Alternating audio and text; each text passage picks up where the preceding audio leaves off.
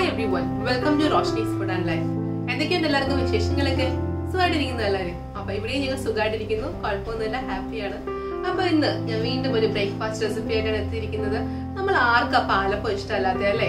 പക്ഷെ അരി അരയ്ക്കുന്ന കാര്യമൊക്കെ ഓർത്ത് കഴിയുമ്പോൾ ഒരു ഇച്ചിരി മടിയാണല്ലേ? തലേ ദിവസം അരി അരച്ച് വെക്കണം അല്ലെ? അതിന്റെ കാര്യം ഓർക്കുമ്പോൾ ഒരു ചെറിയ മടിയുണ്ട്. എന്നിരുന്നാൽ പോലും നമ്മൾ എന്ത് വിശേഷ ദിവസം വന്നാലും ആദ്യം ഓർക്കുന്നത് പാലപ്പമാണ് അല്ലേ? അപ്പം ഞാൻ ഇന്ന് ഉണ്ടാക്കാൻ പോകുന്നത് വേറൊന്നുമല്ല, ഇൻസ്റ്റന്റ് ആയിട്ടൊരു പാലപ്പം ഉണ്ടാക്കാനാണ് പോകുന്നത്. എന്ന് വെച്ച് കഴിഞ്ഞാൽ രാവിലെ എഴുന്നേറ്റ് വരുമ്പോൾ തന്നെ നമുക്ക് തേങ്ങയൊക്കെ അരച്ചുണ്ടാക്കാൻ പറ്റുന്ന നല്ല കിഡിലിനൊരു പാലപ്പത്തിന്റെ റെസിപ്പി ആയിട്ടാണ് വന്നിരിക്കുന്നത്. അപ്പൊ നമുക്ക് ഒട്ടും താമസിക്കേണ്ട, നോക്കാം എങ്ങനെയാണ് നമ്മുടെ അടിപൊളി പാലപ്പം ഉണ്ടാക്കിയെടുക്കുന്നതെന്ന്.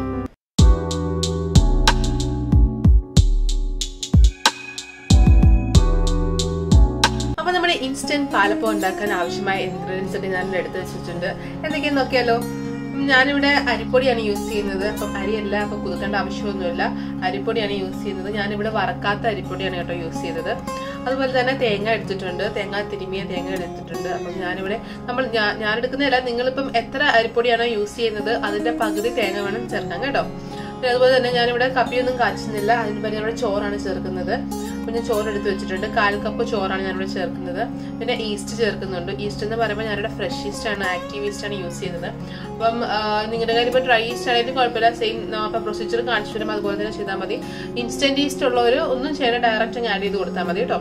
പിന്നെ കുറച്ച് പഞ്ചസാരയും ഉപ്പും, ഇത്രയും മാത്രം മതി നമ്മുടെ ഇൻസ്റ്റന്റ് പാലപ്പം ഉണ്ടാക്കാനായിട്ട്. അപ്പൊ നമുക്ക് ഇത് എങ്ങനെയാണ് ഉണ്ടാക്കുന്നത് നോക്കാം. അപ്പൊ ആദ്യം തന്നെ നമുക്ക് നമ്മുടെ ഈസ്റ്റിനെ ഒന്ന് ആക്ടിവേറ്റ് ചെയ്തെടുക്കണം. അതിനായിട്ട് ഞാനിവിടെ 1 ടീസ്പൂൺ ഈസ്റ്റ് ആണ് ചേർക്കുന്നത്. അപ്പൊ നിങ്ങൾക്ക് ഡ്രൈ ഈസ്റ്റ് യൂസ് ചെയ്യാം, ഇൻസ്റ്റന്റ് ഈസ്റ്റ് യൂസ് ചെയ്യാം. അപ്പൊ ഡ്രൈ ഈസ്റ്റ് ആണെങ്കിലും ആക്റ്റീവ് ഫ്രഷ് ഈസ്റ്റ് ആണെങ്കിലും നിങ്ങൾ കുറച്ച് ചൂടുവെള്ളം പഞ്ചസാരയും ഇട്ട് കുറച്ച് നേരം മാറ്റി വെച്ചതിന് ശേഷം മാത്രമേ യൂസ് ചെയ്യാവൂ. എങ്കിൽ മാത്രമേ നമ്മുടെ ഈസ്റ്റ് ആക്ടിവേറ്റ് ആവത്തുള്ളൂ. അപ്പൊ അതിന് ഇൻസ്റ്റന്റ് ഈസ്റ്റ് ആണെങ്കിൽ കുഴപ്പമില്ല, ഡയറക്റ്റ് ചേർത്ത് കൊടുത്താൽ മതി കേട്ടോ. അപ്പൊ ഞാനിവിടെ നിന്ന് ആക്ടിവേറ്റ് ആക്കാൻ പോവുകയാണ്. അതിനുവേണ്ടി ഞാനിവിടെ കുറച്ച് പഞ്ചസാര, 1/2 ടീസ്പൂൺ പഞ്ചസാര ചേർക്കുന്നുണ്ട്. ഇതിലേക്ക് കുറച്ച് ചൂടുവെള്ളം ഒഴിച്ച് 1.5 ടേബിൾ സ്പൂൺ നമ്മുടെ ചൂടുവെള്ളം ഒഴിച്ചിട്ടുണ്ട്. നമുക്ക് നന്നായിട്ടൊന്ന് മിക്സ് ചെയ്ത് കൊടുക്കാം.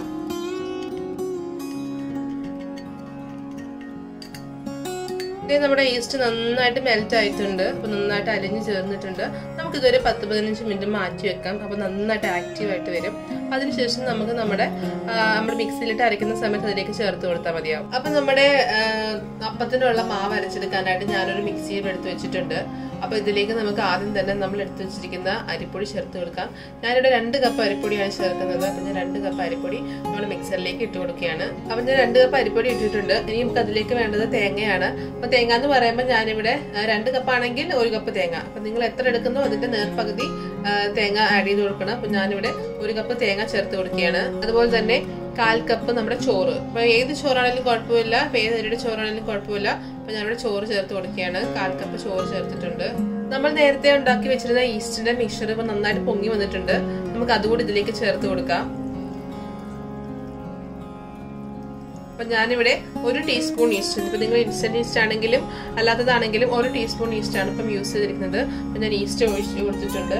ഇനി നമുക്ക് ഇതിലേക്ക് ഒരു 1/4 ടീസ്പൂൺ പഞ്ചസാര കൂടെ ചേർത്ത് കൊടുക്കാം.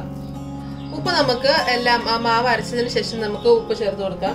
ഇതിലേക്ക് നമുക്ക് കുറച്ച് വെള്ളം കൂടെ ഒഴിച്ചു കൊടുക്കാം. വെള്ളം എന്ന് പറയുന്നത് ഓരോരുത്തർ എടുക്കുന്ന പൊടിയുടെയും ഏത് പൊടിയാണ് യൂസ് ചെയ്യുന്നത് അതിനനുസരിച്ചൊക്കെ മാറിക്കൊണ്ടിരിക്കും. അപ്പൊ ഞാനിവിടെ ഒരു 1/4 കപ്പ് വെള്ളം ഒഴിച്ചിട്ടുണ്ട്. അപ്പൊ നമുക്ക് നോക്കാം, അത് വേണമെങ്കിൽ കുറച്ചുകൂടെ നമുക്ക് കുറേശ്ശെ ഒഴിച്ചു കൊടുക്കാവുന്നതേ ഉള്ളൂ. എല്ലാം കൂടെ ഒരേ സമയത്ത് ഒഴിക്കേണ്ട ആവശ്യമില്ല. അപ്പൊ നമുക്കൊന്ന് അരച്ചെടുത്തോണ്ട് വരാം. അപ്പൊ നമ്മുടെ മാവ് ഞാനിവിടെ അരച്ചെടുത്തോണ്ട് വന്നിട്ടുണ്ട്. അപ്പൊ നമുക്കൊരു ബൗളിലോട്ട് ഒഴിക്കാം. അപ്പൊ നമ്മുടെ മാവ് റെഡിയാണ്. ഇനി ഇതിലേക്ക് ഉപ്പ് മാത്രം ചേർത്താൽ മതി. അപ്പൊ ഒറ്റ കറക്കി തന്നെ മിക്സിയിലിട്ട് ഒറ്റ കറക്കതി നമ്മുടെ അപ്പത്തിനുള്ള മാവ് റെഡി ആയിട്ടുണ്ട്. അപ്പൊ നമുക്കിതൊരു 10 മിനിറ്റ് മാറ്റി വെക്കണം. ഒന്ന് ഈസ്റ്റ് ഒന്ന് ആക്റ്റീവായി നമ്മുടെ മാവൊക്കെ ചെറുതായിട്ട് പൊളിച്ചു തുടങ്ങും.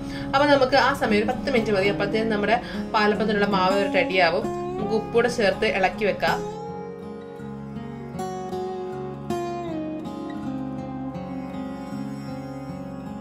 ഇതേപോലെ നമ്മുടെ മാവ് നന്നായിട്ട് പൊങ്ങിയൊക്കെ വന്നിട്ടുണ്ട്. ഞാൻ 10 മിനിറ്റ് വെച്ചതേ ഉള്ളൂ. അപ്പൊ നമുക്ക് ഇത് അപ്പച്ചട്ടിയിൽ വെച്ച് ചുട്ടെടുത്താലോ. അപ്പൊ ഞാൻ എന്റെ അപ്പച്ചട്ടി ഞാൻ ഇവിടെ ഗ്യാസ് സ്റ്റവിൽ വെച്ചിട്ടുണ്ട്. അപ്പൊ എന്റെ നോൺ സ്റ്റിക്കിന്റെ ആണ് ഇരിക്കുന്നത്. അപ്പം അല്ലാത്ത ഇരുമ്പിന്റെ ഒക്കെ ഉള്ളവരുണ്ടെങ്കിൽ അത് യൂസ് ചെയ്തോട്ടോ, അങ്ങനൊന്നുമില്ല. അപ്പം ഞാനൊരു നോൺ സ്റ്റിക്ക് വെച്ചിട്ടുണ്ട്. അപ്പൊ നമ്മുടെ ചട്ടി നന്നായിട്ട് ചൂടായിട്ട് വരുമ്പോൾ നമ്മുടെ മാവ് അതിലേക്ക് ഒഴിച്ചു കൊടുക്കാം. അപ്പൊ നമ്മുടെ ചട്ടി നന്നായിട്ട് ചൂടായിട്ടുണ്ട്. അതിലേക്ക് നമ്മുടെ മാവ് ഒഴിച്ചു കൊടുക്കാം.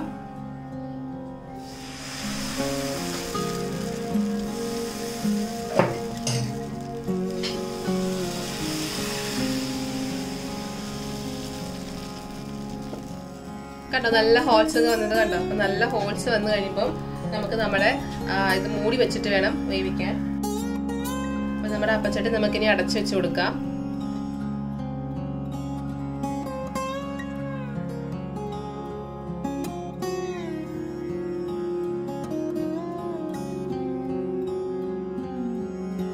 അപ്പൊ നമ്മുടെ അപ്പം ഇവിടെ റെഡി ആയിട്ടുണ്ട്. സൈഡൊക്കെ നല്ലതായിട്ട് മൊരിഞ്ഞ് നല്ലതായിട്ട് വന്നിട്ടുണ്ട്.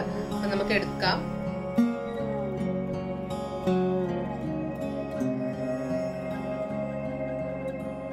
ഇത് കണ്ടോ നന്നായിട്ട് വന്നിട്ടുണ്ട്.